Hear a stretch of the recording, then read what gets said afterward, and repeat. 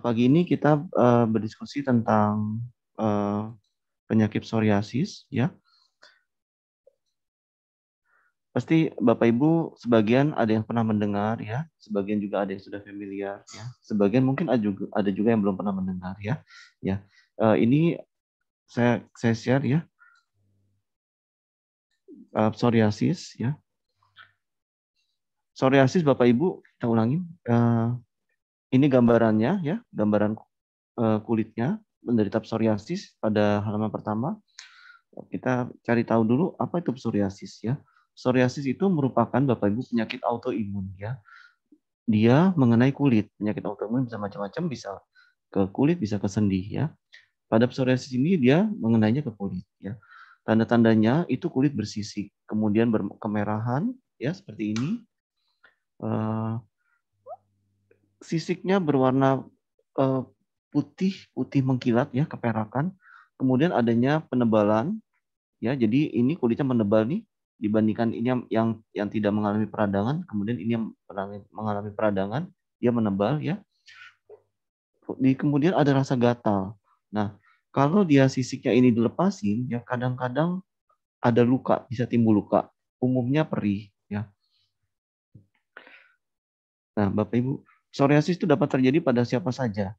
Nah, yang pertama, psoriasis dapat terjadi pada segala usia, ya, meskipun paling sering terjadi pada usia remaja dan 25 tahun. Umumnya terjadi pada usia 30 tahun ke atas, ya. Penemuan terakhir usia 15 dan 25 tahun sudah mulai banyak ditemukan yang terkena psoriasis. Psoriasis dapat mempengaruhi kedua jenis kelamin. Jadi laki-laki maupun perempuan sama, ya, risikonya sama untuk bisa terkena psoriasis ini. Orang yang terkena penyakit radang usus seperti penyakit Crohn atau penyakit ulceratif colitis, ulceratif colitis itu artinya peradangan seperti sariawan pada kolonnya, pada usus besarnya, itu juga bisa berisiko terjadi menjadi psoriasis. Jadi nggak selalu karena kelainannya di kulit terus itu hanya karena kulit aja gitu, Bapak Ibu. Bisa juga karena penyebab lain, yaitu penyebabnya bisa dari usus. Nah, kita bangsa Asia masih lebih beruntung, ya, ketimbang bangsa Eropa. Kenapa? Karena secara genetik bangsa Eropa itu dari penelitian 5 kali lebih mudah terjadi psoriasis dibandingkan kita bangsa Asia. Faktor pemicu psoriasis itu ada 4, ya. Yang pertama karena trauma fisik, jadi karena sering eh, apa terbentur atau tergesek oleh sesuatu, nah sehingga sering kita garuk-garuk, nah itu merangsang timbulnya suatu psoriasis. Kedua bisa karena infeksi, infeksinya dicetuskan oleh bakteri golongan Streptococcus. Nah yang ketiga Bapak Ibu, ini sering, ya, stres. Nah kita stres, selain penyakit-penyakit lain, ternyata dari penelitian 40% dari stres itu bisa menyebabkan psoriasis. Gitu. Yang berikutnya adalah karena obat-obatan. Obat-obatan golongan glukokortikoid, yaitu kemudian golongan litium, obat anti malaria, ya, seperti Primaquine, ya, seperti itu, dan golongan beta blocker. Beta blocker ini obat untuk antihipertensi. Nah, ini beberapa gambaran psoriasis, Bapak Ibu. Psoriasis dibagi menjadi beberapa jenis. Ya, yang pertama jenis tipe vulgaris, kemudian jenis erythroderma, yang ketiga jenis pustular, ya, kemudian yang keempat psoriasis gutata. Ini gambarannya, ya, yang gutata ini seperti ini, ya. Yang kelima flexural psoriasis. Ini beberapa gambarannya Bapak Ibu yang lebih besar, ya. Yang plak psoriasis seperti ini. Dia disertai plak tebal warna keperakan. Psoriasis gutata seperti orang ruam-ruam, gitu. Nah, psoriasis pustular dia lebih nongol bintil-bintil. Bentuknya seperti kayak cacar tapi banyak nempel-nempel, dan kadang ini ketika dipecahkan tidak ada cairannya, gitu. Nah, kemudian yang inverse psoriasis ini seringkali dicurigai seperti infeksi jamur. Nah, inverse psoriasis. Kemudian Bapak Ibu, psoriasis juga dapat terjadi pada kuku. Coba lihat kukunya. Kalau seperti ini, ya, kemungkinan bisa psoriasis pada kuku. Ya kuning-kuning ya ujungnya, ya. Nah, tapi harus dikonfirmasi juga apakah karena apakah karena infeksi jamur melalui pemeriksaan lab, ya. Kemudian psoriasis artritis, yaitu psoriasis yang menyerang pada sendi. Nah, ada dua tipe utama lesi dari psoriasis, yaitu tempat terjadinya, yaitu pertama tipe inflamatori, yaitu manifestasi yang timbul itu berbentuk inflamasi atau peradangan, eruptifnya lebih kecil. Lesi bisa berbentuk butatan seperti tetesan air seperti ini, ya tetesan air, atau numular, bulat-bulat, ya.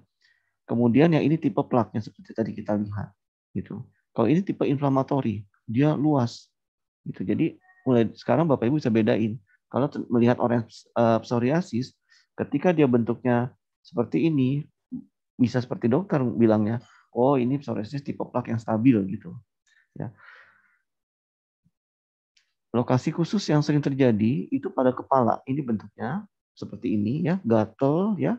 Kadang-kadang kalau kita kurang teliti atau beberapa dokter yang kurang dia mengetahui tentang psoriasis, kadang dikira infeksi jamur, dikira ketombe gitu. Padahal ternyata psoriasis. Kemudian selain kepala, psoriasis juga bisa menyerang telapak tangan dan kaki. Ya, adanya plak keabuan yang tebal. Ya, hiperkeratosis itu artinya penebalan kulit dan disertai sisik, itu namanya hiperkeratosis. Kemudian adanya scaling, kemudian desquamasinya menunjukkan suatu proses inflamasi. Jadi ada penebalan dan kemerahan. Lokasi berikutnya menyerang badan, ya seperti di sini, ya ini lokasi yang sering terjadi psoriasis. Kemudian pada wajah itu yang paling jarang. Lantas apa aja pengobatan psoriasis? Yaitu secara topikal, umumnya dokter akan meresepkan salep yang mengandung kortikosteroid. Tujuannya untuk menekan peradangannya. Ya, yang terakhir tahun 2020, Desember 2020 dari Persatuan Dokter Kulit Dunia, ya kebetulan berpusat di Amerika. Mereka merekomendasikan menggunakan krem yang mengandung penghambat fosfodiesterase. Jadi sudah mulai ditinggalkan menggunakan kortikosteroid karena mempertimbangkan berbagai efek samping, ya. Efek sampingnya itu karena psoriasis ini penggunaannya jangka panjang. Kadangkala karena penggunaan jangka panjang, menggunakan kortikosteroid ini bisa menimbulkan infeksi lain, yaitu jamur, gitu. Psoriasisnya mereda, timbullah jamur. Nah, karena itu terakhir Desember 2021 kemarin, Persatuan Kulit Internasional bermarkas di Amerika merekomendasikan untuk menggunakan krim yang mengandung penghambat fosfodiesterase. Ya. Kemudian obat-obatan yang sering diberikan di rumah sakit yaitu berupa injeksi, ya, itu golongan methotrexate dan cyclosporin, ya, dengan efek samping sendiri-sendiri, ya. Umumnya yang hasilnya baik itu methotrexate, ya. Tapi bagi orang-orang tertentu yang dia sensitif methotrexate diberikan cyclosporin. Obat berikutnya adalah agen biologik, Bapak Ibu. Nah, agen biologik ini diberikan pada psoriasis yang golongan moderate sampai yang berat, ya. Dari itu penggolongannya itu dokter kulit yang menentukan dari nilai PAS-nya, ya. Kemudian ada juga dengan teknik pembedahan pada psoriasis plak yang kronis yang seperti kita lihat tadi, ya, berbentuk pulau kecil atau sedang, kemudian dia tebal, kemudian di atasnya ada lapisan kulit berwarna perak, ya, itu yang berbentuk plak. Kadang-kadang dilakukan pembedahan. Nah, lantas bisa juga pengobatan psoriasis ini dengan memperbaiki diet harian. Maksudnya diet ini bukan yang nggak makan, tapi pola makan harian dengan menambahkan pemberian EPA dan DHA, polifenol dan antioksidan. Pengobatan psoriasis berikutnya adalah menggunakan terapi UVB yang dikombinasikan dengan UVA juga, tapi lebih dominan UVB. Agen biologis ini sama, ya. Kemudian obat berikutnya adalah analog vitamin D. Nah, yang paling hasilnya itu memberikan cepat bagus itu adalah kombinasi antara secara topikal diberikan krim penghambat fosfodiesterase, kemudian diberikan suntikan agen biologik, tapi Bapak Ibu kebetulan di rumah sakit yang saya ketahui, di rumah sakit tempat saya bekerja, pemberian agen biologik ini Bapak Ibu disuntikannya, yaitu di bulan saat ini misalkan ya, kita itu sebagai bulan pertama, kemudian bulan depan, kemudian 5 bulan lagi, selanjutnya bulan ke-8 dihitung dari sekarang. Gitu. Biayanya sekali suntik 1 vial, Bapak Ibu, itu harga dasarnya kurang lebih 40 juta agen biologi ini. Jadi bisa dibayangkan, kalau di bulan pertama, bulan depan, bulan sekarang, bulan depan, bulan ke-5, bulan ke-8, berarti 1 tahun 4 kali suntik. Dengan biaya sekali vialnya kurang lebih 40 juta. Berarti 160 juta harga dasarnya, belum lain-lain ya, belum biaya suntik dan segala macamnya. Bisa dibayangkan pengobatan psoriasis tidak murah ya. Nah, bagaimana supaya kita bisa memotong biaya yang tinggi ini? Ya, kita bisa membantu dengan memperbaiki diet harian.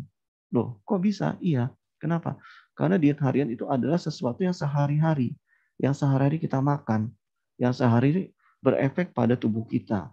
Kalau disuntik kan sekali-sekali. Kalau dikasih obat juga beberapa waktu, ada kalanya dikurangi, ada kalanya di stop. Tapi kalau makan, ada nggak orang stop makan selama masih hidup? Nggak ada. Sehingga kalau kita rajin memberikan EPA dan DHA, kemudian polifenol dan antioksidan, itu akan sangat membantu untuk mengurangi atau meredakan psoriasis yang diderita. Gitu. Polifenol ini terdapat salah satunya pada produk sopa habu ya, yang alfa ya. Kemudian mengapa psoriasis kok perlu diberi albumin ya? Pada beberapa kejadian, terutama psoriasis yang sedang kemudian atau berat, terjadi penurunan kadar albumin dalam tubuhnya sebagai akibat dari reaksi inflamasinya. Jadi reaksi inflamasi itu berefek menurunkan kadar albumin. Terus dok, kenapa kok dia perlu albumin? Ya karena albumin memiliki banyak peran penting dalam tubuh, seperti menjaga keseimbangan cairan tubuh serta mengangkut berbagai macam zat dan nutrisi penting bagi tubuh. Selebihnya albumin ini dia fungsinya juga bisa untuk mengangkut oksigen, menyebarkan oksigen ke jaringan tubuh kita. Kalau kurang albumin, otomatis nutrisi tidak bisa diedarkan karena salah satunya fungsi dia sebagai transport. Ya, sumber albumin yang paling baik dari penelitian itu berasal dari ikan gabus. Nah, dari produk yang bisa kita gunakan untuk yang mengandung albumin dari ikan gabus, yaitu sopa habu alfa. Ini gambarnya. Manfaat dari sopa habu alfa yang pertama ya, bisa membantu membentuk jaringan sel baru dan regenerasi sel. Kedua, membantu nutrisi dan meningkatkan kadar albumin dalam darah. Ketiga, memberikan nutrisi kepada ibu hamil dan janin pada masa kanak-kanak. Yang keempat, menjaga kesehatan pencernaan pada kasus hipoalbumin. Yang kelima, sebagai anti peradangan. Kemudian menurunkan kadar gula darah ya, dan kolesterol. Menjaga kesehatan jantung dan pembuluh darah, karena itu tadi ya, menurunkan kadar gula darah dan kolesterolnya, sehingga menjaga kesehatan jantung dan pembuluh darah. Membantu memulihkan liver dengan adanya kurkuma, mengatasi diabetes dengan adanya moringa, serta menangkal radikal bebas. Ini maksudnya apa? Jadi sopa habu alfa ini bisa berperan sebagai detox gitu. Kemudian kalau nggak pakai yang alfa, bisa nggak pakai yang beta? Bisa ya, karena yang beta juga sama seperti alfa, yaitu mengandung albumin juga ya. Persamaannya beta dengan alfa sama-sama mengandung albumin. Bedanya yang beta ditambahkan adanya dengan gamat yang emas, yaitu bonus lainnya dari gamat emas ini dia untuk memperbaiki sendi, yaitu osteoartritis, karena adanya glukosamin dan kondroitin, sehingga dia bisa memperbaiki osteoartritis. Nah, ini bisa digunakan pada psoriasis yang menyerang sendi, Bapak Ibu. Tadi seperti kita pelajari bersama, ada psoriasis yang tipenya selain kulit, yang itu yang menyerang sendi. Kemudian sopa habu beta ini dia juga bisa untuk memperkuat tulang ya, dan mempertahankan kadar kalsium dan mineral tulang. Jadi ini sangat baik dikonsumsi pada usia 40 tahun ke atas ya. Bukan berarti yang muda nggak baik gitu ya, tapi diutamakan untuk usia 40 tahun ke atas ya. Semakin kita makin bertambah usia, sebaiknya ini yang lebih diutamakan, lebih diseringkan untuk diminum. Nah, kenapa kok di atas 40? Ya itu tadi. Ada kelebihan lainnya adalah kandungan untuk apa? Kulit ya. Dia mengandung kolagen sehingga bisa memperbaiki kulit kita yang kurang kadar air, yang sudah kurang kekenyalannya, yang sudah mulai banyak keriput-keriput halus atau mungkin keriputnya dalam ya.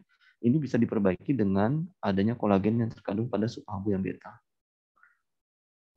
Sup habu juga memiliki sertifikat diakui oleh HAKI, kemudian oleh MUI memiliki sertifikasi halal ya.